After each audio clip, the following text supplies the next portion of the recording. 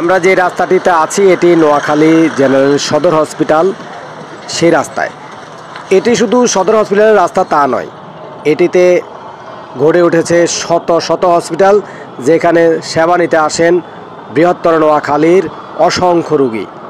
নোয়াখালী, লক্ষ্মীপুর, ফেনী 3 জেলার অনেক সেবা প্রত্যাশীরা এখানে আসেন। তো রাস্তার যে কন্ডিশন আমরা দেখেছি একটু আগে, আপনারা দেখলেন যে এমন অবস্থায় যদি কোনো ডেলিভারি রোগী কিংবা অন্য কোনো মুমূর্ষ রোগীকে নিয়ে যদি এখান দিয়ে আসা হয়, সে রোগীর অবস্থা কী হবে। একটি কথা বলে রাখা ভালো, এই রাস্তাটির কাজ কিছুদিন আগেও হয়েছিল। নোয়াখালীতে দীর্ঘদিনের যে অতিবৃষ্টিতে সৃষ্ট বন্যায় এই রাস্তাটি ক্ষতিগ্রস্ত হয়েছে, যার কারণে আমরা কর্তৃপক্ষের কাছে আবেদন করব দ্রুত এই রাস্তাটির সংস্কার কাজ শেষ করার জন্য।